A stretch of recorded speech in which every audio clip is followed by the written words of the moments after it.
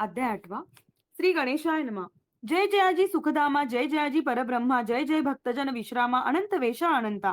राजे निजाम सरकार, त्यांचे पदरी दप्तरदार, राजे राय बहादर, शंकरराव नामक 6 लक्षांची जहागीर त्यापती. सकल सुखे अनुकूल असती, विपुल संपत्ती संतती, काही कमती असेना. परिपूर्व कर्म अगाध, त्या लागला ब्रह्मसंबंध, उपाय केले नानाविध, परी बाधा न सोडी.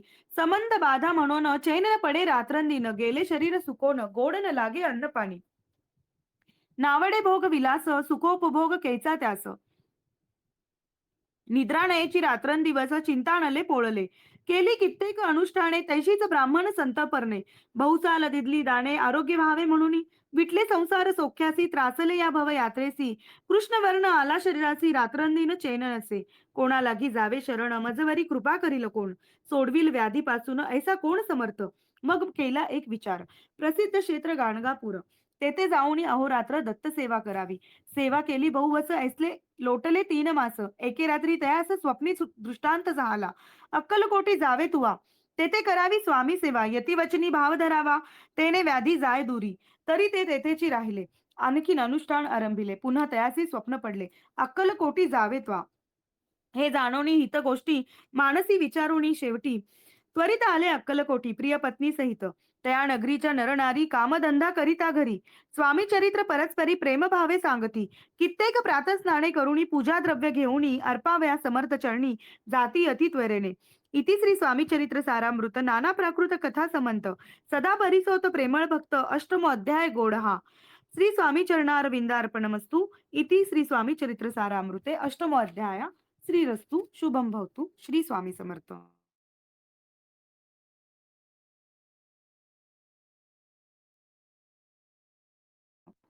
अध्याय 9वा. श्री गणेशाय नमः.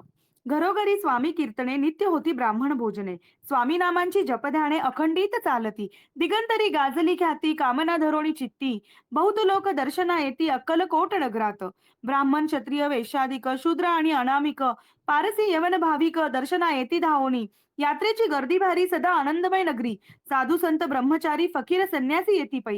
किती वर्णावे महिमान, जेथे अवतरले परब्रह्म, ते नगरी वैकुंठ धाम प्रत्यक्ष भासू लागली. असो ऐशा नगरात शंकरराव प्रवेशत. आनंदमय झाले चित्त, समाधान वाटले. जे होते स्वामी सेवक, त्यात सुंदराबाई मुख्य. स्वामी सेवा सकळीक, तिच्या हस्ते होतसे. व्याधी दूर करावी म्हणून विनंती कराल स्वामींचरणी. तरी आपणा लागोनी द्रव्य काही देईन. बाईसी द्रव्य लोभ पूर्ण, आनंदले तियेचे मन. म्हणे मी इतके करीन, 2 सहस्र रुपये द्याल की. ते म्हणती बाईसी, इतके कार्य जरी करीसी, तरी 10 सहस्र रुपयांची देईन सत्यवचन हे.